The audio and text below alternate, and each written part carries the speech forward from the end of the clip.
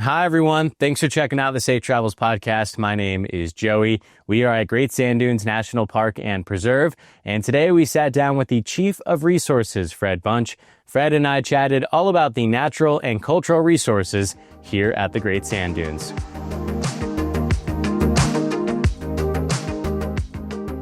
Fred, it's an honor to be able to sit down and chat with you. You've been here for a very long time at this park. But I first want to start with who you are, where you're from, how you got into the outdoors. Well, thank you, Joey. I appreciate this opportunity to talk about the park. And my name is Fred Bunch. I'm the Chief of Resources here at Great Sand Dunes. I've been in this position for over 37 years. And but I'm originally from Alamosa. Born in Alamosa, went to seek my fortune, ended up at the Sand Dunes. It was a long route to get here. I started in Great Basin in Nevada, and then I went to Dinosaur, Mesa Verde, Zion, Klondike Gold Rush, Yellowstone, Rocky Mountain. So this is my 8th park, but it's an incredible resource, and it's just been really exciting to be here. There's been a lot of changes in the time I was here. When I started, Joey, this was a monument, and it was a small 38,000 acre reserve or monument for the dunes. And then in 2000, they expanded and tripled the size, 140,000 acres that includes the dunes and then all the areas above them and downstream from them too. So it was a push to try to protect all the resources. When you saw that process taking place to expand the park, make it a national park and preserve, how did that make you feel, since you have been here before that existed, and now you've seen more land come under more protection? Is there an emotional side to that for you, to see this place being protected like it is? Oh, absolutely, Joey, because this is a place that was under a threat of water export out of this basin that got a movement started to create the park and preserve. And it was largely driven to protect the whole system. A lot of times when in this business, we don't look at upstream or upwind. And so to protect the whole system, to create more of a destination and to prevent further water development. Since you're from Alamosa, you've been to 8 parks in totality, but coming to this area, did it feel like coming home, full circle? Absolutely, yeah. There's a story about the San Luis Valley in, thousands of years ago. There was a lake here. And around the lake, there are all these frogs. And then the lake breached and it drained. And so these frogs died, but their spirits are still here. And they say that if you come to the valley, or if you're born here, the frog spirit will get you. And you could leave, but you'll end up coming back. So you'll be back. I'll be thinking about that for a long time. Yeah, that's right. I know asking a park ranger their favorite landscape or favorite park that they've worked at or been to is like picking your favorite child. But of the parks that you've worked at, is there a park that you think back to outside of Great Sand Dunes that, you had an enjoyable experience at, or, just has a bunch of majesty to you? Yes, and I'd have to say Dinosaur. I was a river patrol ranger there, and so I'd float down the rivers, and the canyons at Dinosaur are phenomenal, and so that's high on my list. But the sand dunes, as the old say, you got to dance with the one that brung you. These dunes are just phenomenal. And the frog spirits are making you say that too. Yeah, that's right. Yeah. You have a very important role here at Great Sand Dunes National Park and Preserve. You are the Chief of Resources. What all does that entail? It is. It's involved. It's not directly tied to the visitor, but we inform the visitor and Sierra and his branch and the superintendent. What it is we need to understand what's going on. We need to understand what's going on in the physical environment. We need to go understand what's going on in the biological, and then we need to know what's going on in the cultural. So through my branch, we do a lot of research and monitoring and things like that. We monitor air quality. We monitor the night sky. This is a dark night sky park. We monitor archaeological site conditions. We stock native fish in the creeks, and we work on dispersal of elk, moving them across the landscape. We monitor and manage non-native vegetation, Joey. The what they call weeds, things that don't belong in the park, and kind of our setting is an interesting situation because we're downwind from a large agricultural valley. So what happens out there, the wind will carry it up here, and we have to kind of be mindful of what kind of plants are showing up. That's really interesting because after speaking with Dwayne about fish here in the park. Since the terminus of the creeks here are on the valley floor, there's no non-native fish getting into those streams. But you're saying on the vegetation side, there's plenty of non-native plants entering this ecosystem. Yes, sir. Yeah, and probably the biggest vector or mechanism for getting here would be the wind. And then also, tires, seeds and tires, or horse manure and that kind of stuff. We've talked about this a couple of times with some folks from other parks, but how vital is it then for folks that come here? Colorado has 4 national parks, and a lot of people do the tour around the state going to these parks. I'm currently doing it. How important is it to clean off your gear, clean off your shoes? If you're using the same vehicle, cleaning off that vehicle before entering this park? Yeah, that is important because that is a mechanism for the seeds to get in here. And that's one of the things we require of contractors. If they're coming here and there's going to be a ground disturbance, then that's an avenue where non-native plants can get a start. So how large is that team of researchers underneath you that work with you, and you work with them on providing all this research so that you can make management decisions? Well, the core team is Dwayne, Andrew, Ree, and then I have 2 biotechs. But we do so much work with universities and Park Service programs. The inventory and monitoring program of the National Park Service based out of Fort Collins is critical to what we do by informing us of landscape condition. We're in the landscape business, so we're shooting for desired habitat condition. So we want areas that are behaving as naturally as possible. And then we have a lot of research being conducted through academic institutions.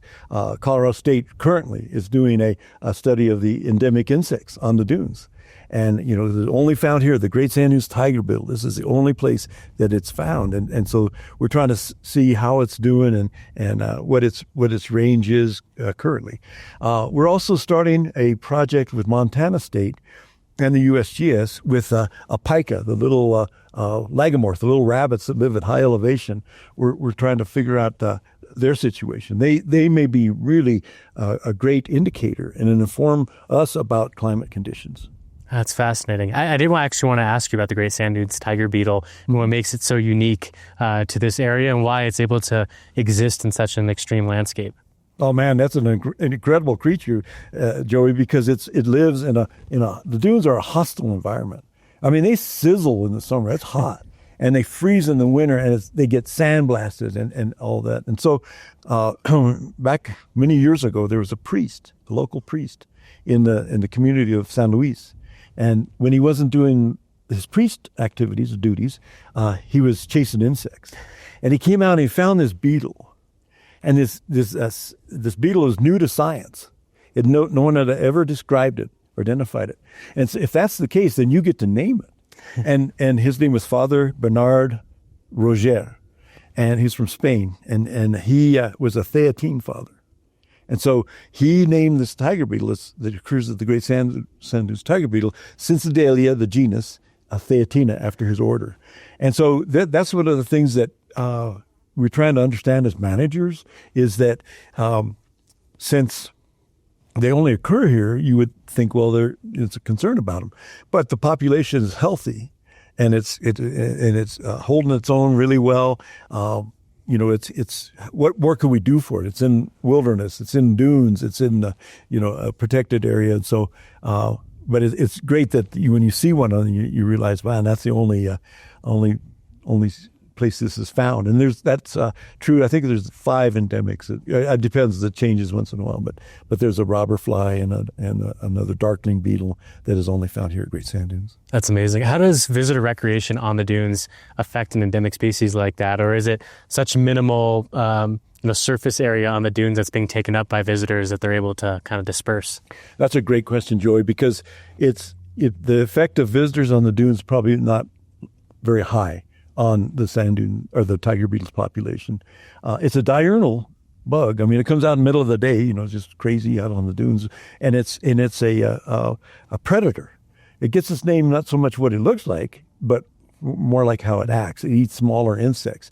But the area that the visitors go, there is a certain place that maybe we don't find as many, but there's a lot of them found all around in that habitat and in the smaller mobile dunes on the southwest of the park. Are there any downstream effects of how visitors recreate on these dunes? Are there anything being affected, or is the area that visitors in a stable environment? It's very stable. That's another good question, because a lot of other dune fields have vegetation that anchor them and stuff, but there's not that much vegetation on the dunes that pedestrian use affects.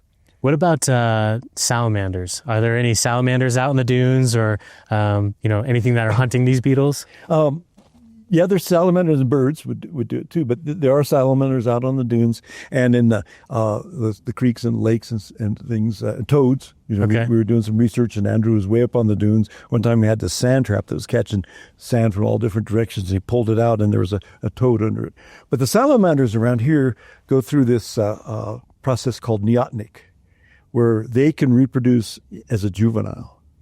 And so that's one of the things that's documented with the tiger salamanders here. Well, how is that documented? How are you able to study and figure that out? Are you monitoring them in the natural landscape, or are there populations that you would capture? I know there's bears in this environment, and there's not much bear trapping that occurs here, but how would you monitor a creature that size? On the salamanders, that neotenic came from research. Okay. And they studied that because there was I think Colorado State did that, where they were looking at and saying that we don't see them, we see reproduction, but we don't see adults. And so that's the case there. But we do a lot of inventories.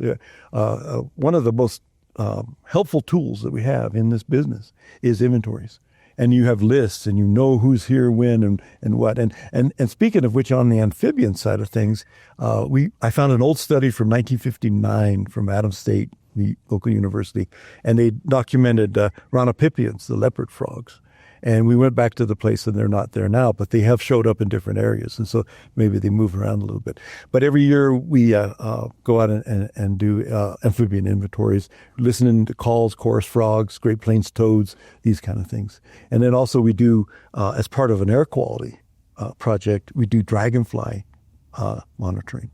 Wow. And we're not catching the actual flying phase of the insect, but the nymphs.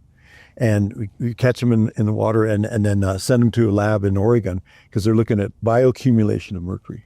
Similar research is happening in Saguaro National Park, where they're using the larvae from dragonfly to understand water quality and air quality. Do you then work with other national parks and agencies to compare results and data on similar studies? Yes, sir. And that one, Joey, is WACAP, Western Airborne Contaminants Program, and that's looking at a lot of different national parks. They're looking at the dragonfly. How does the biodiversity in the park change in terms of what's moving around, comparing the daytime versus the nighttime, especially when summer comes around and heat starts to take over? They say mad dogs and Englishmen are only ones crazy to go out in the noonday sun. But at night, there's a lot of activity on the dunes. The kangaroo rat is out there, and it has these, collects seeds. It eats the rice grass seed and the blowout grass seed, and has these internal pouches in his mouth, so it can fill up his mouth like that, and then you're walking around with that, and have a whole bunch of seeds inside his mouth, and he won't dry it out because he's not walking around with his mouth open. And so, and then also it's incredible because it can jump 12 times its body length. It could jump probably over here to that pole, and it has the ability to hear that we can't. It can hear the wing beat of an owl. Wow. Yeah, so that's really active at night, and sometimes you can see where kangaroo rat's been scurrying around, and you see maybe an owl came down and got it, and then coyotes out there at night, and we encourage people to go out there at night, because this is an international dark sky park. Half the park is after dark. You have a right to starlight, and so it's a really great experience to go out and see the multitude of stars that are here. I was out last night. You could see millions and millions of stars. One of my favorite things in the parks is when you step outside at night, and as the sun's going down, you get these beautiful sunsets and the stars start to come out, but then you hear that coyote howl or wolf howl. It's like, it's such a great reminder of being out in nature, and makes you feel connected to the landscape around you. That's the experience that we want our visitors to have, is majority of our visitors come from urban areas. And they don't go out at night, or if they go out at night, they can't see any stars. And so, our night sky programs are very popular because of that. It's in an environment that's safe, and that they can experience the universe. What role do bats play in this park? Oh, huge. Yeah, they're huge. They're along the creeks, and they do an amazing amount of feeding on insects, mosquitoes, and things like that. We are in Colorado, and altitude is a common theme throughout this state. We're at roughly 8,000 feet right now, and there's 14,000 foot peaks right behind you. Mm-hmm. What role does elevation play in the biodiversity of this area? Excellent question. That is the key thing for that different life zones. Because if we start off with the valley floor, we have the Sopka, and that's the mineralized lake deposits that are a lot of evaporites, and water stands on at a certain time of year and then evaporate off, so a lot of salts. And then as you go up in elevation, every time you go up in elevation, a couple things happen. One is you get more precipitation, but then also you get it cooler. And so when you go from the Sopka, you go up a little bit and you get the sand sheet. And the sand sheet are dune wannabes. These are dunes that are sand that is held down by plants, by shrubs and grasses. And then as you increase elevation, more precip, cooler, you get the PJ. And I don't mean anything that has to do with bedtime. It's just a pinyon juniper, and that's the belt that's through here that is in this zone. It's a little higher here than it is in New Mexico or so for some reason, and they don't seem to spread out into the valley floor because it's too cold down there in the winter. And then as you increase elevation, then you get into the montane zone. And, get your spruce fir forest, aspen, taller trees. And then you go up even further than that, you get into the Krummholz. And that's German for twisted wood. And that's the bristlecone and limber pines that are in that zone there. And again, the growing season up there is really, really short. And so they have to get things done really quickly. On this peak over here, there was a fire way back at high elevation. And I think it's still taken as long for the wood to decompose than it did to grow, because it's, you only get 50 some days where it's warm enough to grow. And then above that is the land above the trees. And that's the tundra. And that's the area where the tundra and the dunes are kind of similar, if you will. They are a very hostile environment, high UV, very windy, and so anything that grows there we call belly plants. You got to lay on your belly to look at them and see them there. Yeah. Do you have a favorite area of these life zones to be able to research or spend time in? Well, they all complement each other. The snow happens, most of it on the high elevation. That creates the runoff. The runoff then goes down for the montane and then through the pinyon juniper and then out on the dunes. And the snow and the runoff play a really critical role in the dunes themselves and in the hydrology and geology of the dunes, in the surge flow and the recycling of sand around them. Since I worked at Rocky, I really like the tundra. And this Great Sand Dunes is one of the a participant in this program. Let's see if I can get it right. It's the Global Observation Research Initiative in Alpine Environs. GLORIA, GLORIA, Gloria. Anyway, that's an area where they monitor. It's worldwide, and some Austrian ecologists started it, and they look at high elevation here. There's certain parameters. We have monitoring units up there to measure how much precip, temperature, all these things, and look at that, compare it to New Mexico, to Alaska, to New Zealand, the Alps, the Himalayas, all across the world. These are these stations that report into that and really get a good grasp on what's happened climatically and just seeing trends worldwide. So it's great that we can contribute to that body of knowledge. That's fascinating. For somebody who knows the downstream effects of what happens in the tundra all the way down to the sand dunes, as well as you do, how pivotal do you think it is for visitors to understand that dynamic when they're sandboarding on the dunes or exploring the dunes, to be able to look up and see those mountains kind of off in the distance have a significant impact on the dunes that they're standing on?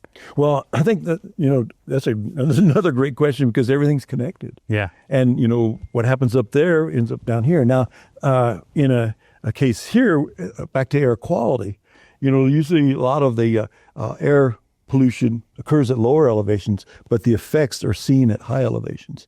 And they see that at Rocky with nitrogen from being blown up and it causes an algal bloom in the lakes and these kind of issues. So, everything's connected.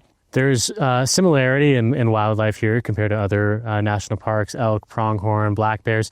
Do these animals, do they have any adaptations to survive in this environment that, might not exist, or habits that might not exist in other areas? The amphibians have, in the valley here, have a faster metamorphosis and so they lowered body size than their cousins on the Great Plains.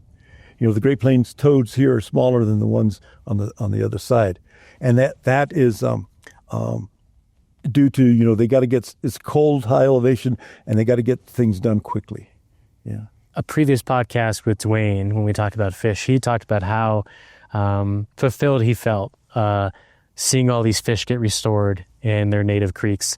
Do you feel a similar way when restoration projects occur in national parks? Oh, absolutely, Joey. Absolutely. It's one of the most rewarding feelings to know, because it's forever. If you restore a native fish, particularly in these situations where there's not a lot of connected waters for non-native fish to enter, that once you get it back into the Rio Grande cutthroat trout, Rio Grande sucker, Rio Grande chub, that's going to be best thing you can do for that species. Is there an ecological story that's occurring in this park or has occurred that stands out to you that, you've been here 30 plus years, you've seen a lot of different stories with animals, with cultural resources, but specifically on ecology, is there a story here that stands out to you? Yes, sir. And we're doing research on it right now.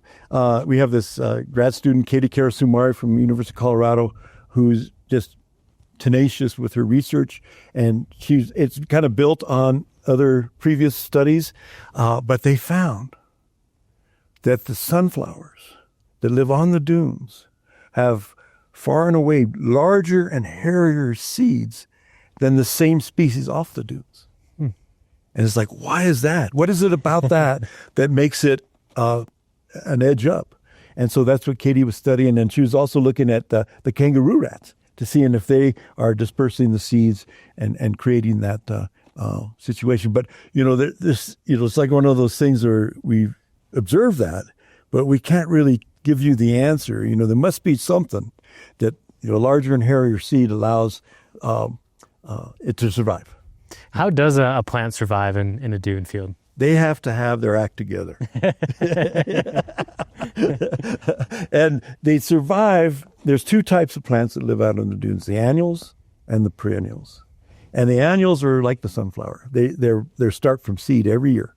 And there's seeds out there, and if conditions are right, and usually a lot of it, if you have a wet winter, you'll have a pretty good sunflower bloom. Or if you have monsoonal moisture, you can get some good sunflowers. The other ones, the rice, Indian rice grass, scurf pea, and blowout grass, are rooted plants, and the scurf pea is a legume, and it has nitrogen-fixing nodules on its roots, but it has this huge network of roots buried. So you have this huge root system that you're relying on, and if part of that gets buried, then the other part over here maybe can carry on the life function. But they can, on certain places, can live out there, which is kind of ironic in a way, because they'll be out there stabilizing areas, and then other plants will maybe have an opportunity to move out there to pioneer onto the dunes. But yeah, so the plants that live out there are kind of the first cut in a very tough environment. That's amazing. Because it's so tough, and because everything you just described being intricate and specific, is it tough for non-native plants then to make a home out in the dune fields? Well, we're starting seeing weeds and stuff going out there, but not a lot. We're trying to control that. We mentioned a little bit of vegetation that occurs in the park at different life zones that are in the area, but what's the most prominent vegetation that folks can see? Another amazing plant to me is the bristlecone pine that lives right at the tree limit, and just cold and windy and live for thousands of years. So that's phenomenal. I was going to ask about that. Isn't the bristlecone pine one of the oldest living organisms in the world? That's right. Yeah, and I think one of the things that they have in their favor is because they can live in such a tough environment, competition is lowered. The best places where plants and animals live are the places where they all want to live, and so there's competition. And that's one of the things that I don't know if you talked with Dwayne about integrated pest management, but that's one of the keys to that is if you have plants or animals that you don't like, you try to control them, but then try to crowd them out with plants and animals that you do like. I don't know how common or uncommon this is in this park, but how important is it when you're hiking on these trails and you're out and you're with these bristlecone pines and other trees to let them be? Like, name carving can be a thing in certain areas, and human interactions with these trees. The reality is when people come to parks, they like to collect rocks. They like to leave their mark in some way in these parks. How important is it for people to resist doing something like that? Well, it's very important. It's very important. And I think hopefully our visiting public, and I really have high amount of respect for the people that come here. I mean, because they want to be here. And they plan to come to the Great Sand Dunes all year long and want to have a good time. And so much so that we recently got a package in the mail. And inside the package was just a rock, and like, what's this all about? And the letter said that they were here in the campground and they had a tablecloth out, and they used the rock to keep the tablecloth down. And then when they were packing up, they just threw the rock in with their stuff, and they realized, then they get caught in a traffic jam and the dog died. The wife started having dizzy spells, and it was just like, so they sent the rock back, because it's like, clear their karma. But I think, people generally have a good appreciation and respect for the national parks. And I've even seen situations where, one visitor would do something wrong and another visitor will call them on it. And, just because we're all in this together. Yeah. I love that you said that's important. Before we turned the camera on, we were talking about, what else in the world do we have if we lose this? Mm-hmm. This is the most important thing as human beings that we have to, and we have the responsibility to protect and preserve it, because if we don't have places like this or, Earth to protect, what else do we have? And that's right. I'm sure you feel, really close to that sentiment. Oh yeah, absolutely. And as we said, nature bats last, and this is, nature never disappoints either. It's just always amazing what's happening. And I always like that quote I read of David Ben-Gurion from Israel came to the American West, and he looked out and says, only in America could they afford such deserts. And so it's like, the beauty of the National Park Service is we don't have to develop everything. We don't have to use all our resources. We can leave some for the future so that our children or our grandchildren, their children can come and have a similar experience to what we're having right now. Have you had interactions with visitors in your time here where you can tell just this place completely reshaped someone's mindset of experiencing the outdoors? Oh, absolutely. Yeah.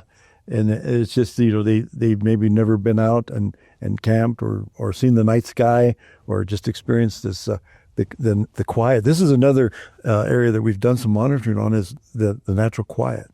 And this is one of the quietest national parks in the system. You could hear the wind blowing or the crow or something like that, but that's a real expectation for wilderness. People come here and they expect it to be dark and quiet and have opportunities for solitude. Yeah, it makes it feel wild. This place particularly feels wild out here. Yeah. We talked a lot about natural resources, which is a big part of your job, but another big part of your job is cultural resources, right? And the human story that exists in this park. Is the cultural story difficult to tell with a landscape that's, I went on a hike here and the wind's blowing and the sand's whipping up against your legs. The environment's constantly shifting. Is the cultural story hard to uncover here in this park because it's changing? The cultural story is rich, world class. We have some of the oldest archaeological sites in North America, going back to the Paleo-Indian, or they call it deep history. People that made their living on the now extinct megafauna. The mammoth and the bison antiquus, and so there's been a legacy of people in this area, and so that's a real rich part of it. And then as you go, people are always here for some purpose, and most likely it's food, and good hunting in certain areas. There be springs and seeps where they could jump animals. So all through time, this place has been used. And then one of the real key things is how this initially got set aside and protected, and it's because of gold mining. There's gold in them there dunes, Joey, and there's a mining operation that was extracting sand out of the gold, and it was they weren't getting a lot of sand, but it was a lot of gold. They were getting maybe an ounce for every ton of sand, but that's when gold was $30 an ounce. But there was a women's club in Alamosa, Monte Vista, and Del Norte, Colorado, that realized, hey, they're mining out there at the dunes, and we like going out there and having a picnic and stuff. And so they got a hold of the National Park Service in the 30s, and in just a couple of years of lobbying them, it became set aside as a national monument. And St. Patty's Day, 1932. Wow. Were these dunes, they stand out as you're driving up. You can see them from miles away from Alamosa. Were these dunes for early history of people, were they an indicator of where they were at? Or did people use this for direction by any means, or kind of like their own monument when they were coming through the area? Oh, absolutely. And, we talked to a lot of tribes, and they talk about the dunes being the landmark.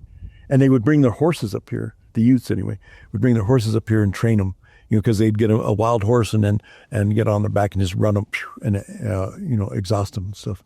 But the first actual written description of the Great Sand Dunes came in January of 1807, when over one of these passes, probably Bednall Pass behind us, Zebulon Montgomery Pike, lieutenant in the U.S. Army, was sent out here by Thomas Jefferson to find the southern boundary of the Louisiana Purchase. And that was, the southern boundary was the headwaters of the Red and Arkansas rivers. And so he gone up the Arkansas and gone around by where Leadville is, and been, it's January, it's getting cold, and circled around, and he kind of made a loop and thought if he crossed over these mountains, he would get into the headwaters of the Red River. Well, he crossed over the mountains and he sees this pile of sand, and he says, they look in his journal, he says, it looks exactly like a sea at storm except as to color, and totally barren of vegetation. And he walks out on the dunes, Joey, and he gets his spyglass, and he sees a river. He says, yeah, I found the Red River. Well, then he goes down to what he thinks is the Red River and builds a fort. And because he left some of his soldiers on the other side of the mountains because their feet were frostbitten. And so he builds, and it's actually on a tributary of the Rio Grande, and then encounters the Spanish, and they actually rescue him and take him to Santa Fe and then Chihuahua. But that's the first, in his journal, that first written description that we know of. Knowing that history, does it, motivate you to learn more about this area? Oh, very much. Yeah, I'm constantly trying to learn about what was happened here in the past. And that's why what's been really an eye-opener for me is the consultation with tribes. And to talk to the tribes and ask them about this place. And one of the key things in those conversations is ask them in their language what they call this place. And the Utes call it Sawabawa, place where the sand is. And the Apaches call it Shiniete, place where the land moves back and forth. And the Navajo call it Cheshnoas, or I'm not saying these words right, but it's like to that effect, where the sand will come down upon you. And so they have a real description on that. And that's one of the key, and you make a good point, Joey, is there's many histories. And that's where we would learn so much about how the tribes looked at this place. The Apaches come every year to collect sand for ceremonial purposes. There's a lot of black sand in there, a lot of magnetite. And so that helps them with the red sand from Utah and the white sand from southern New Mexico in a painting and stuff. So, they have a real tie to this area. Do you learn a lot of your management practices from how Native tribes previously managed the land? Yes, sir. And that's one of the things, too. And even today, when a few years ago we had a fire, and it was spreading, it started up this canyon, and it was spreading to an area that's on the National Register of Historic Places because it has culturally modified trees. These ponderosa pines where a bark had been peeled off by the tribes, by the Indians, could have been Utes, Apaches, we don't know, but nevertheless, they're living artifacts. So we have that listed on the National Register. Well, when that fire broke out, we talked to them and said, look, there's a fire headed to, we call it Indian Grove, and what's your recommendation? And they say, suppress it. It has a valuable cultural values and for the area. And so that's one of the things there too. And then we ask them about certain plants, and we did a traditional use study with the affiliated tribes and asking about how we're doing it, what can we do different, and then certain places they wanted access to that is currently closed, and we definitely would try to accommodate that. You've been in your role for a long time. You've been in this park for a long time. What's the standout for you? Why do you enjoy this role so much, and what fulfills you here? Oh, I think being able to accomplish things like restoration of fish, restoration of the natural landscape. We're in a big project right now with the lands to the west of us. It's a ranch that's been altered from irrigation canals and things, and we're trying to get that back to pre-settlement conditions. So, it's a great, very rewarding, and then getting a night sky designation was really good, and then finishing up an ungulate management plan and these kind of things that are fulfilling. What goes into that ungulate management plan that you're working on? Oh yeah, basically, well, we finally got it signed off, but it gives us guidance on how we manage the elk and bison. And the way we manage the elk is we disperse them, try to keep them moving around to go into the refuge or the forest or private lands and things. With this environment, what is the biggest challenge or hurdle that you face in managing the resources in this park? Well, they always would tell you budget and trained personnel and support and the expertise that we need to, because in the resources, I'm a generalist. I know a little bit about biology over here, I know a little bit about geology, a little bit about air quality, a little bit about cultural stuff like that. So I need experts. I need experts that can help guide and help support decisions I make. That's one of the stories actually I love about this park is you mentioned Andrew Valdez, who's a physical scientist in the park and works with you. His work in geology, among with a lot of other work, led to this park actually becoming a national park by understanding this specific type of dune system. How neat is that to be able to work with Andrew and a team of experts in their fields that can lead to such significant changes? Right. Oh, and it's like when that was started, and I think it was a threat from water export, and there was the driver to protect the whole system. So then we had to really try to understand the whole system, and so we came up with a resource management strategy, and it said, can we define the system? Do we understand the system? Can we monitor it? Can we manage it? And can we evaluate it? It's called in the acronym DUMMY. But anyway, it's where we're trying to define all the things that are important, both geologically, hydrologically, culturally, biologically, that contribute to this system. The research, particularly with the sand dune, understanding the system and the aquifers that go into place here on the sand dunes, is relatively new over the last couple of decades. Are you and your staff actively learning more and more about this dune each year? Oh, absolutely. And it's through water that we're learning. And the USGS, they're sometimes, Joey, my whole life is a science fair project, but there's a office in Pueblo that does water quality monitoring, and there's some springs on the west side, and they can age date water. Wow. They can tell you how long that water has been in the ground. And so we had them out there. We drilled a well, and there's water coming from the deep aquifer, and it came back 30,000 years old. It's been in the ground that long. And then there's some surface water spring-fed surface water that is tritium dead, it's like before the atomic bomb, and some that doesn't have sulfur hexafluoride or freon or any of these indicators that you see. So it's like, wow, that says that there's a long residence time in the aquifer.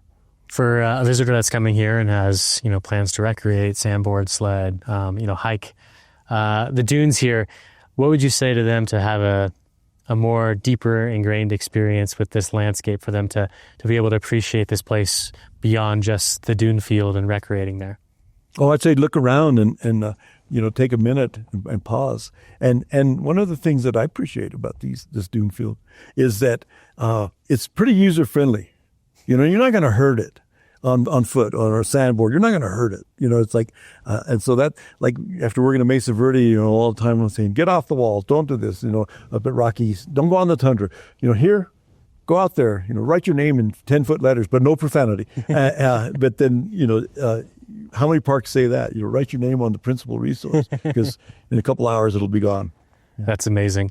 Yeah. One thing I really appreciate about you is you're a jokester. You like to lighten the room, and a lot of these conversations that you have as a resource manager, you're making really critical, tough decisions about data that's being presented to you and how to manage those. But you bring light to the room and fun How important do you think that is in your management style and how you go about your business? Oh, I think it's great. I think it's, you kind of keep things in perspective. You do your best, be serious when you need to be serious. But it's great. And this is a great segue to my joke. Then. Yes, Okay. I would like for you to share your joke. That's what I thought you were doing. So these from the Pinus edulis, the pinyon pine, produces edible nuts, right? So these are the pinyon nuts. Joey, I have one in my left hand. I got two in my right hand. What do I got here? Well, I have to say my original answer, and I said you had 3 nuts. Yeah, that's right. And then you would be right saying that. But I actually have the difference of opinion. I think these jokes are so important because of the seriousness of what I said you work on. But at the end of the day, you have to enjoy these landscapes. Oh yeah. And it's so hard to enjoy things when you're serious and uptight about everything that you're doing. But to be able to make jokes about nature and with nature, I feel like nature has a sense of humor too. I hope so. Yeah. I think sometimes I feel like I'm a blacksmith in love with my anvil. Because this is great. I'm so honored to be a custodian of the United States public lands and national parks. One thing, the feedback that we get a lot in this podcast, and that I've experienced in interviewing rangers, is I've never met a type of employee in any other workforce in the world that's so madly in love with what they do other than park rangers. Oh man, thank you. That's cool. And the common theme across all park service employees is that everyone gets paid in sunsets, right? And I admire that for all of the workers that you do incredible work, and I admire you for the work that you do in protecting and managing these resources. And I admire you, Joey, for getting the word out. Really, this is really important for the public to know what's happening, and you're doing that for us, and thank you. Well, thank you. You have your time is critical, so for you to give it to me, it means a whole lot to me. But I do want to give the final question open-ended to you. If you have any other final thoughts that you wanted to share about this beautiful place, encouragement to get out here, or any final notes, just why you think this place is special. Oh, I think it's they call it national parks America's greatest idea, and it truly is. And it's just one of the things that when I was growing up, as a family, we go to national parks, and so it became one of the things that we just really, really appreciated. And the system protects so many different and unique things, and we try to we were talking earlier about histories. There's many histories. There's the tribal history. There's the explorers, the Hispanic, all these different things that contribute to a very, very rich story here. And one of the things too that we're constantly learning. And so that's a key piece is that I don't know if Andrew told you about. He belongs to a International Planetary Dune Conference, and so he gets together with them every so often. Year or two, and it's these people that study dunes on the home planet and on other, like Saturn or Titan and Mars, and look at all these different things. And so that's one of the things that's a real benefit to protecting lands, is that you can learn from this area because it has not been changed. That's amazing. Well, Fred, I know you have important work to get back to, so I know we could talk forever, but thank you for your time, and I really appreciate you sitting here and chatting with me. Joey, it's an honor. Thanks for checking out this edition of the Safe Travels podcast. I really hope you enjoyed it. Fred has such a wonderful personality, and he has so much knowledge about this amazing national park. So if you like this type of content, it would mean a whole lot to me if you liked, commented, and subscribed. And until next time, safe travels.